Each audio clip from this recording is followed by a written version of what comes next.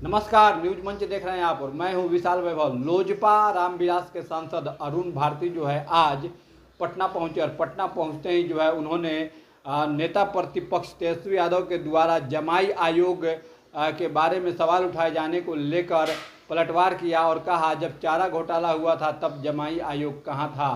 कहीं ना कहीं एक बड़ा पलटवार किया है अरुण भारती ने। साथ ही जो है चिराग पासवान के चुनाव लड़ने को भी लेकर अरुण भारती ने संकेत दिया है। चूँकि आपको बताते चले कि लोजपा रामविलास के जो सांसद हैं अरुण भारती, ये चिराग पासवान के जो कि बहनोई भी हैं और इन्होंने क्या कुछ कहा है चिराग पासवान को भी लेकर, उनके चुनाव लड़ने को लेकर। आपको छोड़ जाते हैं सभी प्रतिक्रियाओं के साथ। बने रहिए न्यूज मंच के साथ। न्यूज मंच के लिए ऋचा कुमारी के साथ विशाल वैभव, पटना। कि सामने वाला अपनी पार्टी में कितना योग्य है, शिक्षित है और पार्टी में उसका कितने लंबे समय तक का योगदान रहा है। और कह रहे हैं कि अब जमाई आयोग बना, अब साला आयोग बनेगा, जीजा आयोग बनेगा, मेहरारू आयोग बनेगा। देखिए, अब आप किसी भी नौवीं फेल से बिहार की राजनीति में जो अपने आप को मुख्यमंत्री पद का सपना लेने का रखते हैं, अब उनसे आप यही उम्मीद कीजिए। और जब इस परिदृश्य में उनके ये सुझाव आ रहे हैं तो हमारी तरफ से भी एक विनम्र सुझाव होगा कि कुछ आयोगों के नाम हमारी तरफ से रखे जाएं। एक तो आप रख दीजिए चारा आयोग, दूसरा रख दीजिए लारा आयोग और तीसरा रख दीजिए बेचारा आयोग।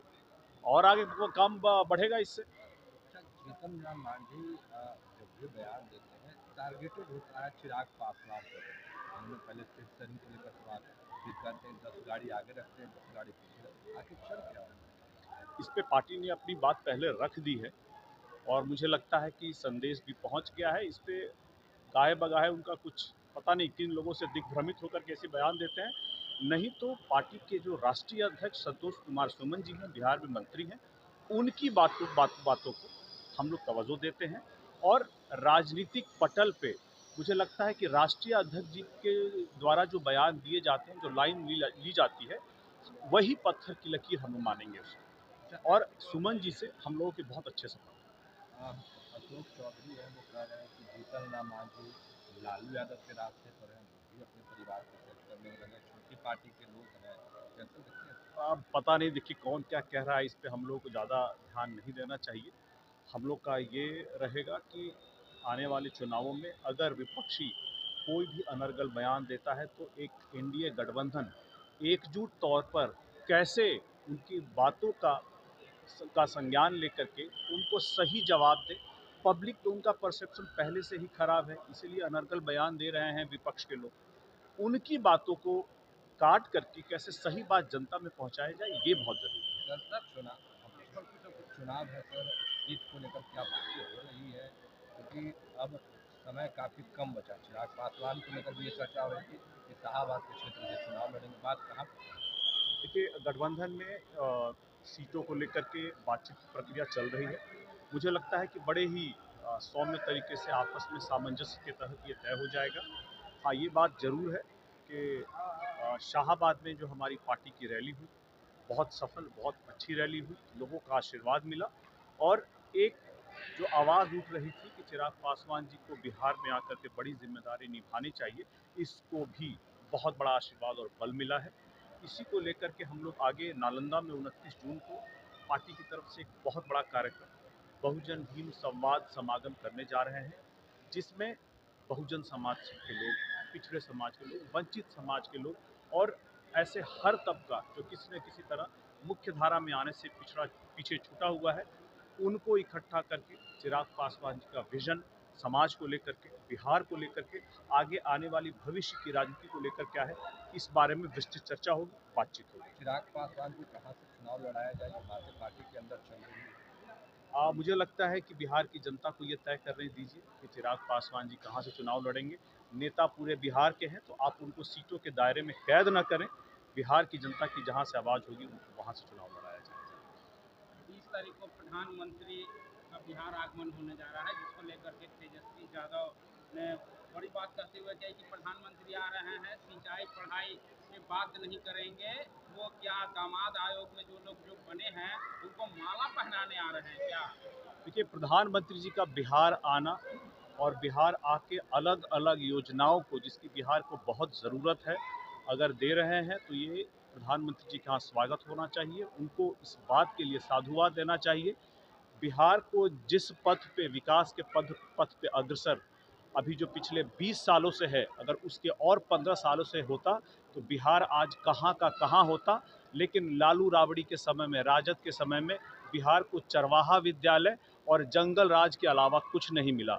जो इसके लाभार्थी रहे हैं वो भी 9वीं कक्षा से आगे तक पढ़ नहीं पाए हैं, और ऐसे में वो उल्टे सीधे अनर्गल बयान देकर के मीडिया की सुर्खियों में बने रहना चाहते हैं।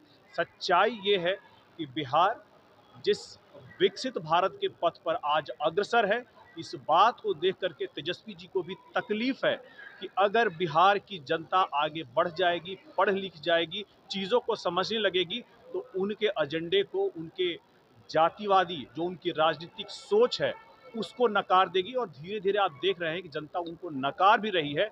इससे घबरा करके वो अनर्गल बयान दे रहे हैं।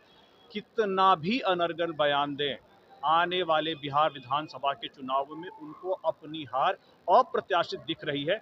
और इसीलिए हार का ठीकरा, क्योंकि जगदा बाबू तो लेना नहीं चाहते थे अपने सर पे, इसीलिए उन्होंने दूसरे अति पिछड़े या दलित को बनाने के बारे में सोचा। और प्रदेश अध्यक्ष जिसके सर पे हार का ठीकरा फोड़ा जा सके, अब तो उन्होंने लगता है लगभग बना ही दिया है उनको। तो अपने हार के ठीकरे को भी कैसे किसी अति पिछड़े पे, किसी दलित के माथे पे फोड़ा जा सके, इसकी तैयारी में लगे हुए हैं। जीतन राम मांझी ने तो साफ साफ इस बयान को लेकर के कह दिया कि गिल्ली डंडा खेलते थे और अब उप मुख्यमंत्री बन गए, जो लोग दीदी को मार के भगा दिए उनको स्वास्थ्य मंत्री बना दिए। इस बयान को कैसे देखते हैं?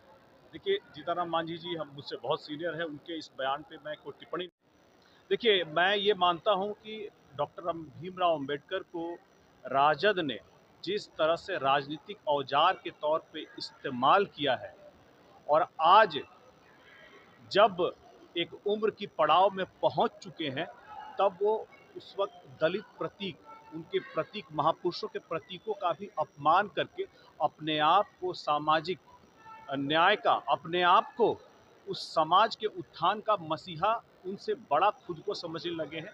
ये सरासर गलत है। उनको ये याद रखना चाहिए कि जब आप ऐसा कृत्य करते हैं तो समाज में अभी भी प्रबुद्ध लोग हैं जो इस बात का संज्ञान लेकर के इस बात का विरोध करते हैं, और आपको ये सुझाव भी देते हैं कि आने वाले भविष्य में आप ऐसे किसी भी महापुरुष का, ऐसे किसी भी बहुजन के प्रतीक का इस तरह से निरादर, अपमान ना करें। क्या लगता है विधानसभा चुनाव में ये मुद्दा बनेगा? मुद्दा जरूर बनेगा। देखिए,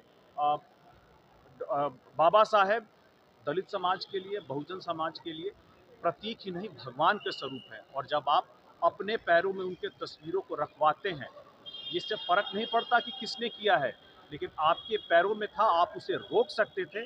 जब आप ऐसा करते हैं तो इस बात का भी करारा जवाब आपको चुनाव में दिया जाएगा।